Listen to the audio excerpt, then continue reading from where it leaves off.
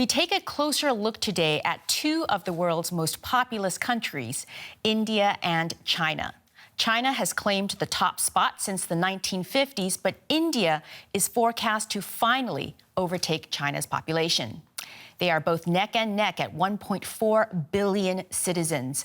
But India's population is set to keep growing, peaking in the 2060s, while China's appears to be already declining. Keep in mind that because China and India collect census data differently, and we're talking about large numbers here, that we do not know precisely when India surpasses China, but demographers say it is happening sometime this month. It may have actually already happened.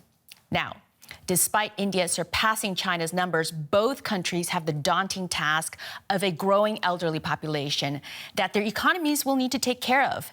And both governments currently have inadequate social safety nets to ensure a dignified life for many of those getting older. Between 2023 and 2050, the number of persons aged 65 or over is expected to nearly double in China and to more than double in India. These trends call attention to the challenges of providing social support and protection to growing numbers of older persons. China's population boom and projected decline paints a fascinating picture of an authoritarian state that first pushed people to have children, then reversed course to implement a family planning policy that limited many couples to just one child, and now it faces this demographic drop while simultaneously seeing its elderly population grow. You'll remember that in the 1990s, young Chinese workers from the countryside flooded cities to take factory and construction jobs, fueling the boom that saw China become the world's second largest economy. That labor pool is shrinking, and like it did in the 1950s, the government is now encouraging women to have more children again. That's why you have Beijing playing down this demographic milestone, dismissing it as unnecessary hype. Officials are privately worried, even though they are publicly staying upbeat. China still has 1.4 billion people, 900 million of working age. We've implemented a national strategy to actively respond to the ageing population. As Premier Li Chang pointed out, China's demographic dividend has not disappeared. Our talent dividend is taking shape and development momentum remains strong. So, there's much excitement in India. But even back in the year 2000, when the country marked its 1 billionth baby with great fanfare, the conversation was already shifting, especially among educated urban elites who, like their counterparts around the world, were wanting fewer children. Today, many people equate population growth with a declining quality of life. Need to put a check on it, otherwise all the progress which the country is making vis-a-vis in technology, industry, everywhere will go haywire, and unemployment, poverty will remain as it is, irrespective of the progress we are making. Hunger can be our biggest challenge because there's not adequate food for everyone in this country. People need more housing facilities as the population is increasing. But it's not available in India because our land area is much smaller as compared to China. People should know that having children is not the issue, but raising them is. The focus should be on a healthy upbringing. Having fewer children is a trend also playing out among Muslims, the country's largest minority group with the highest fertility rate. But birth control options and education are pushing more in the community to make the decision for smaller families. Raista likes being surrounded by family. She grew up in a conservative Muslim household in New Delhi with 6 other siblings. Decades ago, it was the norm for Muslim parents to have several children. But master's degree holder Raista decided to have only 2. Different people have different views. The majority of Muslims, especially the clerical types, believe and propagate that these things, contraception and family planning, are forbidden by God. And our God has said so. And that is why one should not practice any of them. But actually, there is no such thing in the Quran. Indian Muslim women have on average 2.3 children, the highest across all religions in the country. But that rate has also seen the biggest decline over last 20 years. suggesting that Muslim families have embraced family planning. Scholar Shiba Aslam believes education has changed Muslim demographics in India. We have been interpreting the tenets also in the modern way and in the way that is more useful for the common people. So all these aspects and availability and the facilities, etc., have created an atmosphere where everybody is motivated and doesn't have any kind of guilt adopting family planning. Around 200 kilometers away from Delhi is the city of Moradabad. Muslims make up 46% of the population here. The younger generation of this local Muslim family are defying orthodox views. The cost of living are of course higher than the earlier, but it is not only the expense. We were not having the children right now. And this is that what I think is it's a planning based. That right now we are ready for the kids, or right now we don't want them to be in our life right now. We want to live the life for ourselves also. Indian state governments have introduced several measures to slow down population growth. On average, India's fertility rate has fallen to 2. A personal choice that will play a huge role in shaping the future of the country. Joining us is Poonam Mutreja of the Population Foundation of India. Thank you so much for coming on the program. So it's a big moment for India with a lot of focus on the numbers.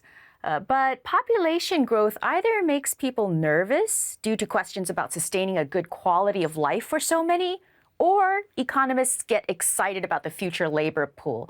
Where do you fall on this spectrum?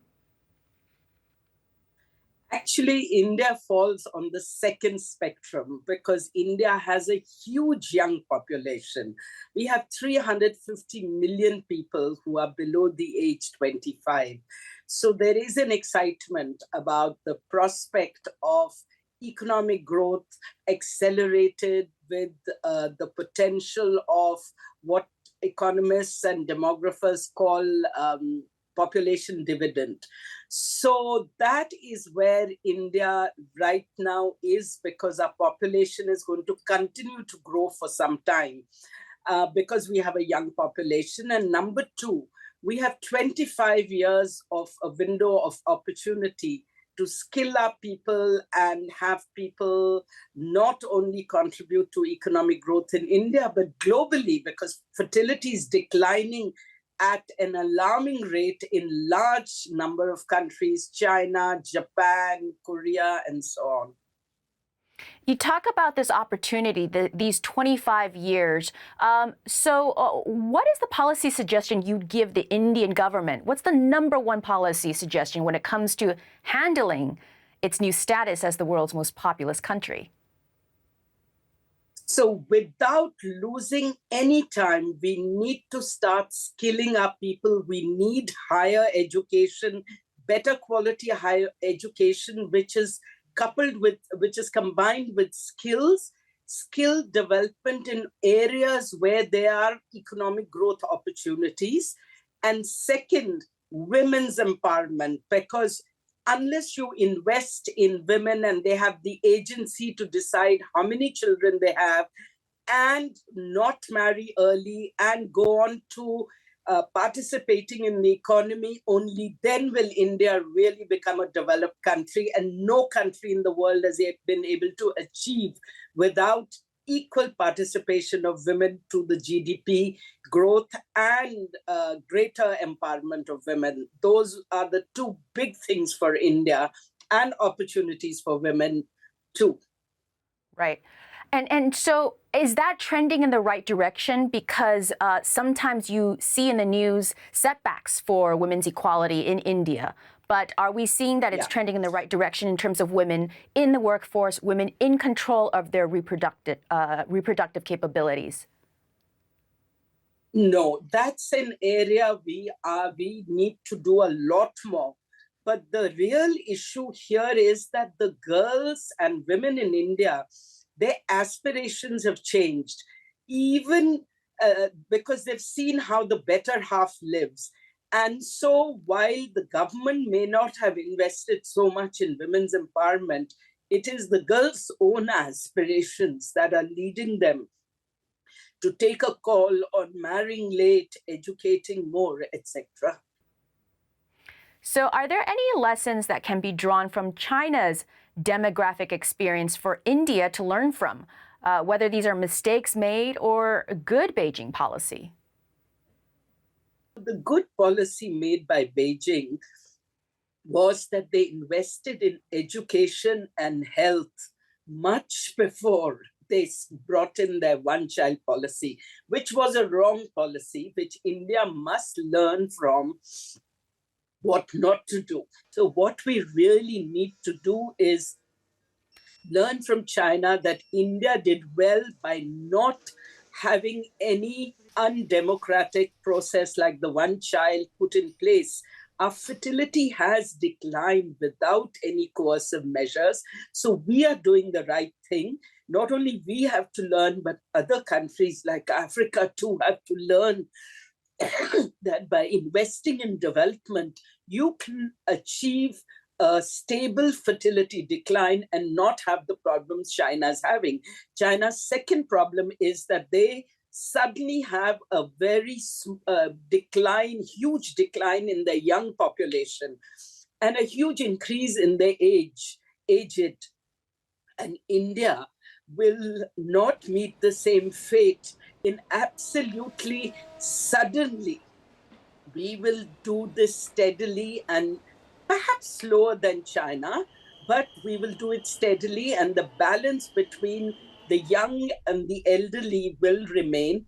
And second, the young population that we keep talking about that India has, the window of opportunity for economic dividend is much longer for India because of the steady decline. Poonam Mutreja, thank you so much for joining us.